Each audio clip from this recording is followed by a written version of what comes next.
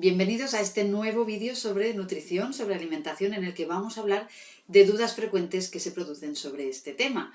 Vamos a hablar sobre los lácteos, sobre si hay que tomar leche, sobre si no, sobre cuáles son los lácteos más adecuados. Vamos a hablar sobre el gluten, por ejemplo, pues si es un problema para la población en general, hay que evitarlo, no hay que evitarlo. Vamos a hablar también sobre los edulcorantes, por ejemplo, los podemos utilizar, es mejor que no. Vamos a hablar también sobre la fruta, cuándo debemos comerla, ¿no? Es bueno comerla después de las comidas. Vamos a hablar sobre si debemos o no debemos hacer 5 comidas al día, etcétera. Así que bueno, empezamos este vídeo con los lácteos. Es un tema sobre el que hay muchas dudas en cuanto a si debemos tomar leche, por ejemplo, o en cuanto a cuáles son los lácteos más adecuados, o cuáles son los que tienen más o menos lactosa, etc.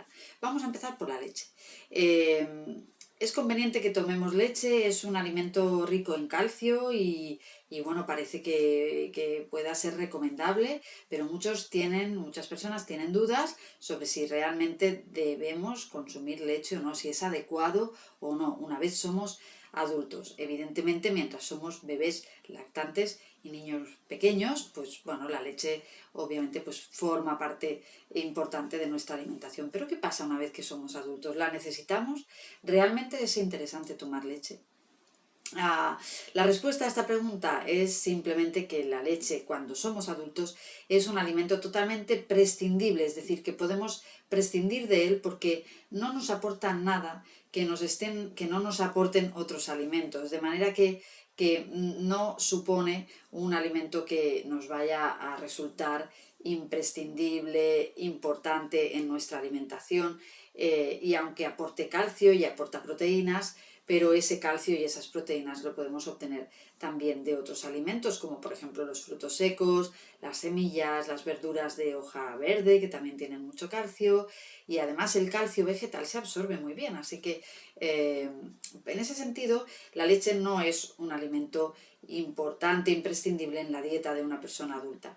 Y además la leche tiene un componente graso muy particular, tiene un componente de grasa saturada, que es esa grasa que a nivel cardiovascular y a nivel de control del peso no es tan adecuada o no es tan saludable. Es el tipo de grasa que debemos procurar tomar en menos cantidad. De manera que, bueno, pues conviene que en la alimentación de un adulto, pues la grasa saturada que puede venir de la leche, de otros lácteos como el queso, de los embutidos, de la carne roja, de algunos alimentos procesados, pues que todos esos alimentos estén en un nivel de consumo bajo para que esa grasa saturada también esté en un nivel de ingesta bajo, porque no es saludable. En un exceso nos podría provocar, pues eso, ¿no? Un aumento de peso, a facilitar que aumentemos de peso, nos puede aumentar el riesgo cardiovascular. Por tanto, además de lo que os decía, de que la leche no tiene componentes nutricionales que no tengan otros alimentos, además de eso, la leche tiene ese tipo de grasa saturada, que es la que debemos reducir en nuestra alimentación. Por tanto, bueno, pues son dos factores que nos hacen pensar que la leche realmente pues no tiene por qué formar parte de la alimentación de una persona adulta. ¿Qué pasa con las personas que están habituadas, ¿no?, a tomar un poco de leche por la mañana, pues con el café con leche o lo que sea, ¿no? Si es una ración, ¿no?, una ración pequeña, un café con leche, por ejemplo, bueno, pues no pasa nada si el resto de la alimentación es equilibrado, es adecuado, es variado, rico en vegetales, no pasa nada. Y ahí deberíamos procurar utilizar leches semidesnatadas o desnatadas, ¿no?, para evitar esa parte grasa que os decía de la grasa saturada. Así que, bueno, pues en general la respuesta a ¿debo tomar leche o no? Es mejor no, porque hay otros alimentos que son mucho más saludables, que aportan calcio, que aportan proteínas y que no aportan esa grasa saturada que sí que aporta la leche. Y si la tomamos, que la tomemos en pequeña cantidad y si puede ser semidesnatada o desnatada para evitar ese componente graso. Bueno, ¿qué sucede con otros lácteos, ¿no? ¿Qué sucede, pues por ejemplo, con los quesos? Los quesos son un derivado lácteo, que obviamente también tienen ese tipo de grasa saturada que va a tener la leche y que por tanto el queso debemos también consumirlo de forma moderada, sobre todo cuando estamos hablando de quesos madurados, de quesos curados, porque los quesos curados madurados tienen mucha más cantidad de grasa que no un queso fresco. Entonces, si lo que queremos es mantener una alimentación saludable, cuidar nuestro peso, cuidar nuestra salud cardiovascular, nuestra salud en general, debemos consumir quesos madurados o curados. Si queremos consumirlos, debemos hacerlo de forma bastante ocasional, en el sentido de que, bueno, pues a lo mejor lo tomemos un día a la semana o algún día al mes, una ración moderada. Entonces, ¿qué es lo que pasa con los quesos que no son curados madurados, ¿no? Quesos más frescos, quesos más, más bajos en grasa. Cuando tenemos un queso fresco, el nivel de grasa disminuye y por tanto es un queso que podemos tomar con un poquito más de frecuencia. Aquí tendríamos quesos tipo el queso fresco, queso tipo de Burgos, requesón, mató. También incluiríamos quesos, por ejemplo, como la mozzarella, la burrata, el queso feta incluso. Esos quesos son quesos bajos en grasa y que, bueno, pues sí que podemos incorporar un poquito más frecuentemente en la alimentación. Si queremos a lo mejor pues 1 o 2 veces por semana, podemos incorporar ese queso en el desayuno, en la tostada, en una ensalada, etcétera, incluso 3 veces por semana, ¿no? Si estamos hablando de un queso fresco, por ejemplo, que además también de esos quesos frescos, pues probablemente encontréis fácilmente las opciones 0% o muy bajos en grasa, con lo cual, bueno, pues en esos casos sí que tenemos un producto lácteo con poca grasa y que, bueno, nos aporta esas proteínas de la leche que bueno, pues son interesantes en cuanto a contenido proteico de la alimentación en general, ¿no? Pero ¿qué sucede esto en cuanto a la grasa, ¿no? Y si obviamente queremos controlar el peso, queremos adelgazar un poquito, lo que nos interesan son los quesos frescos, porque los quesos curados, madurados, tienen mucha más grasa. Pero por ejemplo, si nuestro problema es que somos intolerantes a la lactosa, la cosa cambia, ¿no? Se lee, todo esto, la recomendación se lee al revés. Si somos intolerantes a la lactosa, nos convienen mucho más los quesos madurados, curados, porque los quesos curados tienen un proceso de fermentación, todo ese proceso de curación, que hace que el nivel de lactosa baje muchísimo. Por tanto, una persona intolerante a la lactosa va a tolerar muchísimo mejor un queso curado que no un queso fresco. Así que si nuestro problema es que somos intolerantes a la lactosa, pues podemos tomar algún día quesos curados. Y si somos intolerantes a la lactosa, el queso fresco, los quesos tipo pues los que os he comentado, ¿no? Queso fresco, requesones, mató, mozzarellas, burratas, queso feta, todo eso tiene mucha más lactosa y es probable que nos siente peor. Así que bueno, eso en cuanto a los quesos, la leche, los quesos. Y si tuviera que deciros cuál es el lácteo por excelencia, el lácteo mejor, el lácteo que sí o sí debería estar en nuestra alimentación cada día, ese es el yogur. El yogur tiene un contenido de grasa muy bajo porque realmente el yogur es un producto fermentado obviamente se obtiene a partir de la leche y a partir de la leche junto a unos fermentos vivos que hacen ese proceso de fermentación. Y en ese proceso de fermentación suceden dos cosas. Una es que el nivel de lactosa de la leche baja muchísimo, y otro es que el nivel de grasa también disminuye, porque el volumen de un vasito de leche, digamos, se obtienen 2 o 3 yogures, así es que el nivel de grasa se reduce porque se divide, ¿no? Entonces, el yogur es un alimento bajo en grasa, es un alimento que tiene fermentos vivos y que son, por tanto, muy interesantes para nuestra salud intestinal, y mantener una buena salud intestinal es importantísimo. Y después que, bueno, pues que también tienen poca lactosa de forma normal, un yogur natural normal va a tener muy poca lactosa y por tanto va a ser un alimento lácteo fácilmente tolerado por todo el mundo, incluso por personas que tienen intolerancia a la lactosa. El yogur tiene la ventaja además de que una ración de lácteos son 2 yogures, es decir, 2 yogures son una ración, es como si tomáramos una ración de leche, ¿no?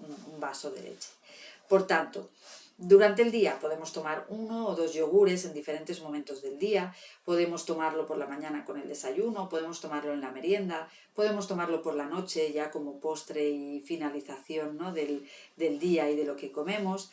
Podemos tomarlo de diferentes maneras, podemos tomarlo solo, podemos tomarlo con trocitos de fruta natural, podemos tomarlo con una cucharadita de semillas de sésamo o de chía, incluso podemos tomarlo a porciones aparte, ¿no? Nos hace falta que a veces nos comamos un yogur entero que a lo mejor no nos apetece y nos apetece algo más pequeñito, pues podemos ponernos medio yogur en un pequeño bol con un poquito de fruta y una cucharadita de semillas, y eso es magnífico para el cuerpo y adaptable a todas las personas, ¿no? Al que le apetezca un yogur entero y al que le apetezca solo un poquito.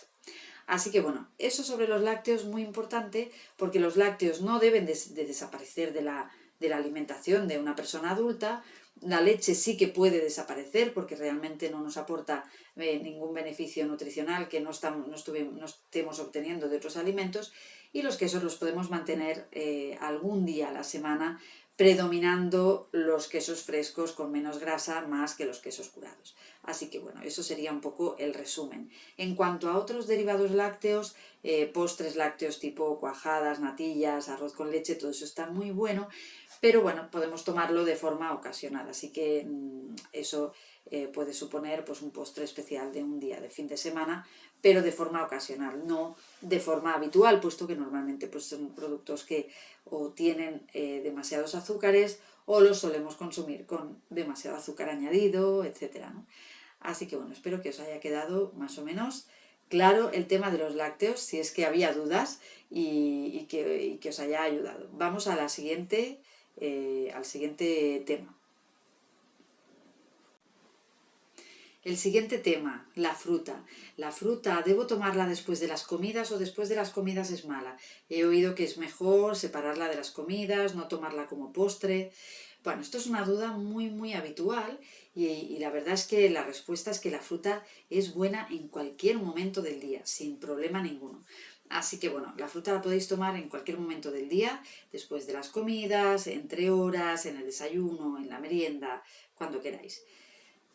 La única cosa que podemos tener en cuenta, y sobre todo en personas que tienen algún trastorno gastrointestinal, es que, bueno, pues que la fruta, como tiene un pequeño componente de azúcares, tiene azúcares de forma natural, es una cantidad de azúcar muy pequeña, porque comparado con otros alimentos procesados que pueden tener muchísima más azúcar, el azúcar de la fruta es una cantidad ínfima, pequeñita.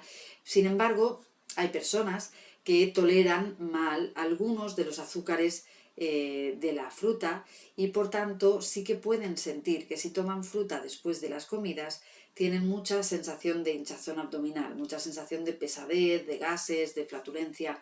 Por tanto, si ese es el caso, en que notamos que cuando tomamos la fruta después de las comidas sentimos que tenemos una hinchazón abdominal que nos resulta molesta, entonces sí que conviene separar la fruta y tomarla mejor entre horas, en la media mañana o en el desayuno a la media mañana o por la tarde.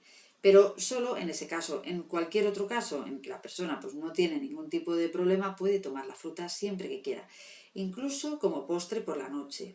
Está claro que por la noche podemos, digamos que hay un consejo que es cuanto menos hidrato de carbono y cuanto menos azúcares tomemos por la noche, mejor. Sin embargo, comer una pieza de fruta no supone una ingesta, no supone tomar muchísimos azúcares, así que una pieza de fruta pequeñita de postre por la noche no es ningún tipo de problema. Sí que es cierto que, bueno, si hemos comido fruta durante el día, por la noche podemos reservar ese postre para el yogur, para también ayudarnos a incluir el yogur en nuestro día a día y tenerlo como postre de la cena. Así que bueno, pues es una manera de incluir el yogur y dejar la fruta para otros momentos del día.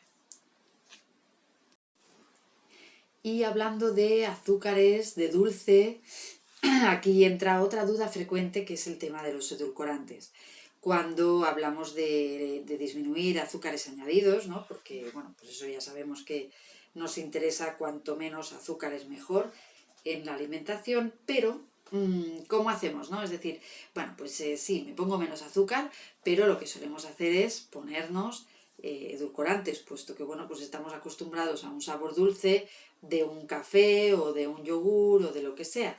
Así que, bueno, pues normalmente se pasa de ese consumo de azúcares a el consumo de edulcorantes y ahí tenemos la duda de si estamos haciendo bien o no. ¿Los edulcorantes son buenos o son malos? Los edulcorantes son una forma, obviamente, de edulcorar, ¿no? De endulzar los alimentos, pero sí que es verdad que en los últimos estudios que se están evaluando, pues qué sucede con el uso habitual de edulcorantes, se ha observado que el uso habitual de edulcorantes provoca cierta predisposición a coger peso, a la obesidad, cierta predisposición a la diabetes, cierta alteración en la microbiota intestinal y ciertos trastornos metabólicos. Así es que la verdad es que el consejo que os puedo dar a día de hoy con todo lo que se sabe de los edulcorantes es que cuanto menos edulcorantes utilicemos, mejor. Un poco lo mismo que con el azúcar, ¿no? Pues cuanto menos nos pongamos, cuanto menos azúcar añadido mejor, cuanto menos edulcorantes añadidos mejor. ¿Por qué? Bueno, por todos estos problemas que pueden derivarse, ¿no? Del uso habitual de edulcorantes, que son problemas que se están poniendo de manifiesto en estudios que se están haciendo sobre el tema, y también porque fijaros que hay una cosa que es que debemos deshabituar a nuestro cerebro de cierto nivel de dulzor, es decir, si yo a mi sistema nervioso le tengo acostumbrado, a mi cerebro, ¿no? Le tengo acostumbrado a una señal dulce muy intensa porque le pongo 3 cucharadas al café, porque le pongo 3 cucharadas de azúcar al yogur, porque tomo alimentos muy dulces, etcétera, estoy acostumbrado a un nivel de dulzor muy elevado. Entonces, cuando quiero reducir ese nivel de dulzor, me cuesta porque estoy habituado y eso genera en lo que es los circuitos del placer de nuestro sistema nervioso, genera una señal en la que, bueno, pues obviamente cuando tomamos esos alimentos dulces sentimos esa sensación de placer y cuando lo dejamos pues sentimos que nos está faltando algo, ¿no? Debemos deshabituarnos, ¿no? Debemos bajar ese lindar del dulzor porque si quitamos los azúcares vamos a poner edulcorantes en el mismo nivel de dulzor al que estamos acostumbrados y eso se ha visto que realmente al final genera también problemas metabólicos porque al cerebro le llega, cuando tomamos alimentos edulcorados, perdón, le llega la señal de que estamos tomando algo dulce. Nuestro cuerpo no sabe lo que son los edulcorantes, pero nuestro cuerpo sí que sabe que estamos tomando algo dulce, ¿no? Le llega una señal al cerebro de dulzor y eso genera unos cambios en nuestro metabolismo para ayudarnos a almacenar energía, porque claro, si el cuerpo detecta tanto dulzor, quiere decir que estamos tomando un nivel de azúcares interesante, importante, aunque no sea así porque estamos tomando edulcorantes. Pero el cuerpo interpreta eso y cómo interpreta eso nos hace más propensos a coger peso. Además de todos los otros problemas que se están observando y bueno, pues que hay que tener ahí un punto de alerta. Por tanto, si os podéis acostumbrar a niveles de dulzor más bajos, mucho mejor. Siempre llegando a disfrutar del dulzor natural de los alimentos, del dulzor pues de la fruta, que sería el alimento dulce de forma natural, ¿no? De manera que ese sería el nivel de dulzor al que deberíamos estar acostumbrados y que con eso nos sintamos satisfechos. ¿Cómo disminuimos esto, ¿no? ¿Cómo reducimos la cantidad de azúcares y de edulcorantes si estamos acostumbrados a utilizarlos? Aquí yo creo que, bueno, por mi experiencia asesorando a personas en tema nutricional y por mi entorno, ¿no? Siempre observo pues que hay dos tipos de personas, las personas que les va mejor el sistema de ir reduciendo poquito a poco y las personas que, bueno, pues al contrario, prefieren de golpe, ¿no? Pues no me pongo nada y ya está. Aquí cada uno que utilice un poquito el sistema que le funcione mejor. Yo creo que reduciendo poquito a poco es un cambio progresivo que nuestro cuerpo va a como aceptar mejor y va a ser más sólido para mantenerlo luego a lo largo del tiempo, ¿no?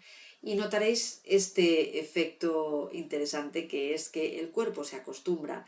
Luego ya no buscamos esa intensidad de sabor dulce al que estábamos acostumbrados hacía un tiempo, cuando ya nos hemos acostumbrado al sabor dulce natural de los alimentos. Así que bueno, os invito a reducir los azúcares añadidos y a reducir también los edulcorantes añadidos. Y hablando de azúcares, hablando de peso corporal, de hacernos más propensos a engordar, etcétera, aquí lo quiero vincular a otra duda frecuente que suele haber respecto a un grupo de alimentos que es muy interesante a nivel nutricional, que creo que es imprescindible que esté en nuestra alimentación y que a veces no lo está porque tenemos una duda o una idea equivocada, bueno, equivocada parcialmente en cuanto a ello. Y estoy hablando de los frutos secos. Muchas veces, ¿no?, tenemos la duda de, pero ¿de verdad debo comer frutos secos? Porque es que engordan mucho, ¿no? Tienen muchas calorías, tienen mucha grasa. Esa es una duda frecuente y es un motivo por el que muchas personas no toman frutos secos o, bueno, a veces hay personas que los toman y cuando los toman no tienen medida, ¿no? Yo no los tomo porque cuando empiezo a comerlos los tomo sin control y tomo más de lo que debería. Entonces, los frutos secos, ¿engordan o no engordan? Yo os diría una cosa.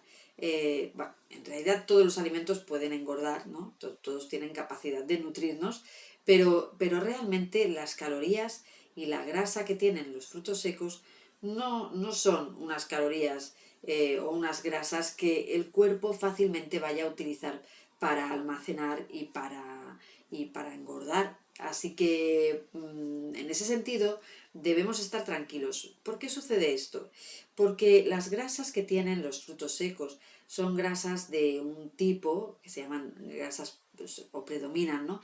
Predominan las grasas poliinsaturadas. Son un tipo de grasas que el organismo necesita para otras funciones y son un tipo de grasas que a nivel de forma física, de su estructura molecular, no favorece que se puedan almacenar. Son como muy voluminosas respecto a las grasas saturadas que os comentaba antes de los lácteos.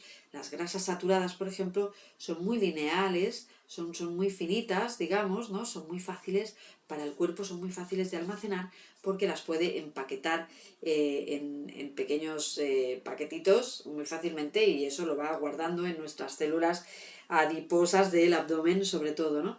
Pero con las grasas que tienen los frutos secos, que no son grasas saturadas, tienen sobre todo grasas poliinsaturadas, eso hace que sean grasas que no se almacenan fácilmente y que el cuerpo utiliza para otras funciones.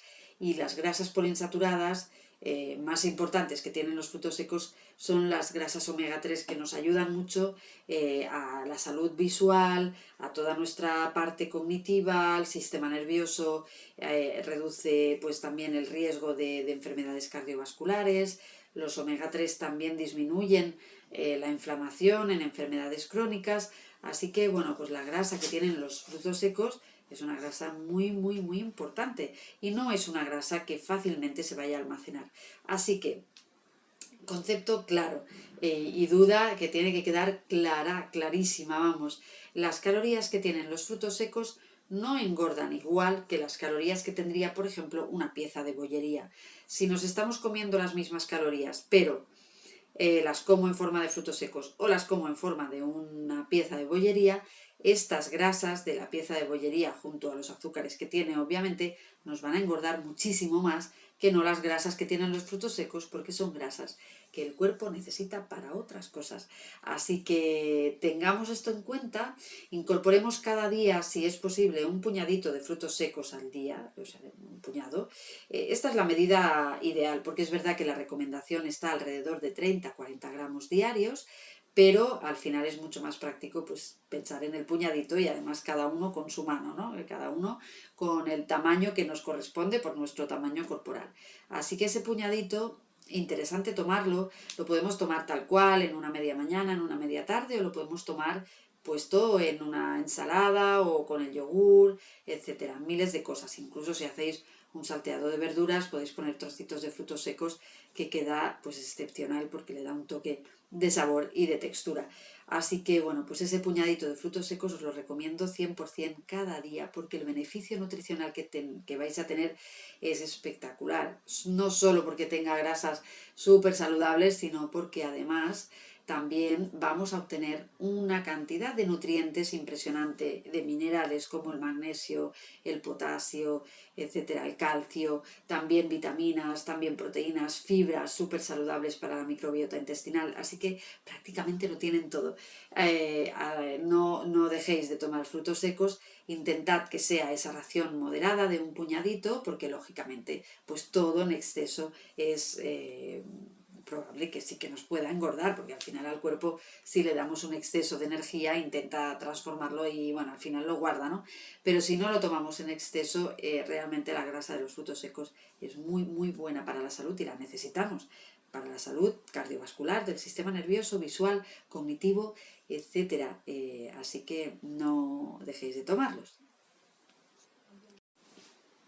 Bueno, y otra de las dudas frecuentes que se suelen generar cuando hablamos de alimentación es si realmente debemos comer 5 veces al día, ¿no? Realmente hay que hacer 5 comidas al día, es lo mejor, es lo recomendable. Hay personas que se preocupan un poco porque por su ritmo de vida o sus horarios no llegan a hacer esas 5 comidas al día.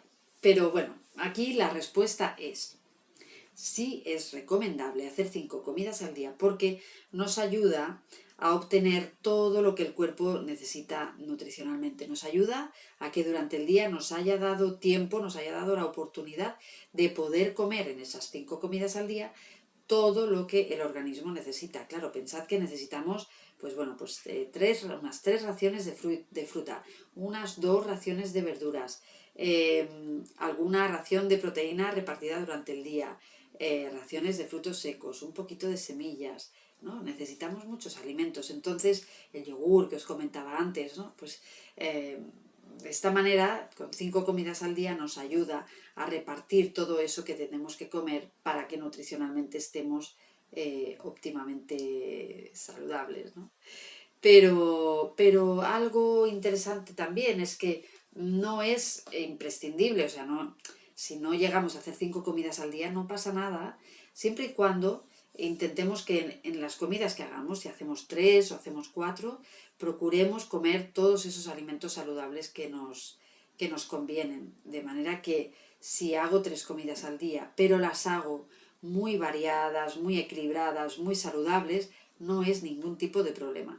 Y si hago 4 tampoco. Así que es muy importante, sobre todo, que adecuemos las comidas que hacemos durante el día a nuestros horarios de trabajo, de rutinas que tengamos, que seamos constantes en esos horarios. Eso es mucho más importante de si hacemos 3 o 5 comidas, que seamos constantes y que, bueno, que esas comidas sean ricas nutricionalmente, que estemos comiendo realmente alimentos de calidad nutricional, alimentos frescos, de temporada, mucha fruta, verdura, frutos secos, legumbres, ¿no? Cereales integrales, comamos algo de pescado, algún huevo, lácteos como el yogur, que realmente sea una alimentación de calidad, con unos horarios constantes y, bueno, entre 3 y 5 comidas al día, dependiendo un poco de nuestra situación, de nuestro contexto.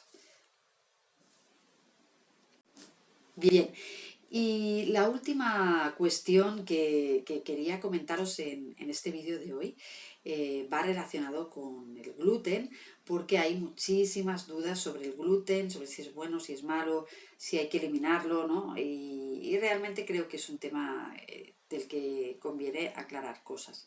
El gluten es una proteína que está en los cereales, como por ejemplo pues el trigo, la espelta, el centeno, la avena y la cebada. Entonces, esos cereales tienen un tipo de proteína, que es el gluten, que en algunas personas se tolera mal, y eso quiere decir que a nivel intestinal hay como una reacción inmunitaria de rechazo y genera sintomatología gastrointestinal y también generalizada en otras partes del cuerpo, que es obviamente pues molesta, negativa para la salud y que empeora, ¿no?, la calidad de vida de estas personas y su salud. Eso sucede en una persona celíaca. Una persona que es celíaca no tolera el gluten, esa proteína que va a estar en esos cereales no le va a sentar bien a nivel intestinal, va a tener un problema de rechazo, digamos, de manera que, bueno, pues las personas celíacas tienen que eliminar el gluten de su alimentación, lógicamente. Entonces, ahí, pues en su dieta no tienen que entrar esos cereales que tienen gluten y tiene que, bueno, pues cambiarlos por otras opciones, como puede ser el trigo sarraceno, como puede ser la quinoa, como puede ser el teff, como puede ser la tapioca, bueno, la patata, las legumbres, opciones que aporten hidratos de carbono como aportan los cereales, pero que no aporten gluten. Aparte de las personas celíacas, sí que hay otro grupo de población, o puede haber personas que no toleran el gluten y que no son celíacas. Les han hecho las pruebas y no son celíacas, pero sin embargo sí que hay una sensibilidad al gluten clara, porque esa persona percibe perfectamente que cuando toma alimentos con gluten tiene problemas a nivel de sintomatología gastrointestinal, sobre todo, ¿no?, de dolor abdominal, diarreas, e incluso migrañas, etc., ¿no?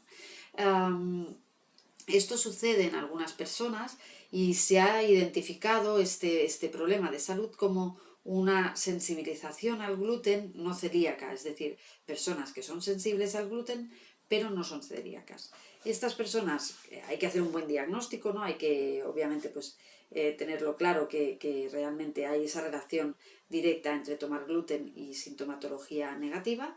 Entonces sí que realmente hay que evitar el gluten. En general se recomienda de forma temporal, porque en estas personas muchas veces el resolver otros problemas que pueda haber a nivel digestivo o gastrointestinal, o porque su alimentación no está siendo adecuada, resolviendo y mejorando la alimentación, este problema puede desaparecer. Por tanto, en una persona que no es celíaca y que el gluten le sienta mal, hay que retirarlo, pero luego, al cabo de un tiempo, después de haber mejorado la alimentación y haber mejorado hábitos de vida que estén relacionados con la salud intestinal, hay que volver a reintroducir.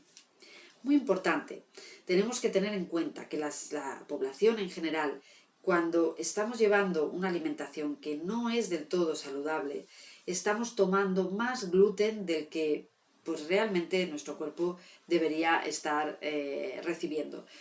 Tomamos demasiado, a lo mejor demasiado pan, demasiados snacks, a lo mejor pues tomamos palitos, picos de pan, estoy tomando pues algún día pasta o varios días a la semana, etcétera, pizza, lasañas, bueno, no sé, ¿no?, alimentos que tienen gluten y con demasiada frecuencia y en demasiada cantidad. Y eso, en realidad, bueno, pues a veces nos sobrecarga un poco, pero no solo por el gluten, sino porque no estamos tomando la abundancia de otros alimentos, como pueden ser los vegetales, que deberíamos tomar. Así que tengamos en cuenta que muchas veces lo que tenemos que tener presente es que una alimentación saludable y equilibrada en realidad tiene poco gluten, porque, bueno, pues a lo mejor tiene el gluten que tomemos con el pan que podamos tomar para acompañar las comidas o para el desayuno, y a lo sumo podemos tener un poco de gluten en un día de la semana,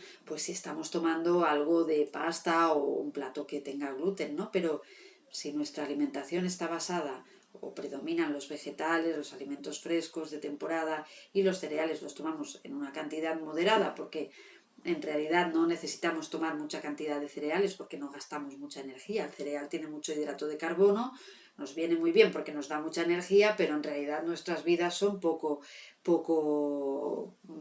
activas, gastamos poca energía. Por eso que si tenemos una alimentación variada, equilibrada, con una cantidad pequeña, moderada de cereales, en realidad el gluten no tiene que ser un problema. Así que bueno, un poco esta idea, ¿no? De forma general, el gluten no es un problema para las personas celíacas, es un problema para algunas personas que no son celíacas, pero sí tienen sensibilidad al gluten y que por tanto, por lo menos de manera temporal, tienen que dejarlo para ver después cómo evoluciona esa tolerancia al gluten. Y en la población en general, que no tenemos problemas ni de sensibilidad ni de celiaquía, podemos tomar gluten, lógicamente, pero siempre dentro del contexto de una alimentación variada y equilibrada, sin abusar de los productos a base de cereales, porque tampoco nos convienen en exceso, porque nos estarían aportando demasiada energía y también nos estarían ayudando a engordar, ¿no? A coger peso que no necesitamos. Nuestras vidas son en general muy sedentarias y por tanto tenemos que ajustar el nivel de energía que tomamos con la alimentación. Recordad que los vegetales, sobre todo verduras y frutas, son muy ligeros, las legumbres también. Y por tanto, bueno, pues con eso podemos reducir el nivel de calorías de la alimentación y por otra parte aumentar el nivel de nutrientes que tiene nuestra alimentación. Y eso nos interesa mucho, nos interesa comer las calorías justas y necesarias, pero que estén repletas de nutrientes, que sean realmente alimentos muy ricos nutricionalmente. Así es como vamos a conseguir un buen estado de salud y un buen estado nutricional. Así que bueno, esas dudas espero que hayan quedado aclaradas. Son temas que frecuentemente surgen como preguntas, ¿no? En el contexto de consultas, en el contexto pues cuando se hacen actividades, ¿no? Y bueno, he querido trasladarlas en este vídeo. Espero que os hayan servido, que os hayan gustado y os hayan aclarado pues si en algún momento os habéis planteado alguna de las dudas que os he comentado. Acordaros de comer bien, cuidar vuestra alimentación porque es la base, lo hacemos cada día, es la base de nuestra salud, es muy importante. Y no olvidéis disfrutar de comer saludable, que eso es también muy importante. Disfrutar de comer saludable, imprescindible. Hasta el próximo vídeo, cuidaros mucho y salud.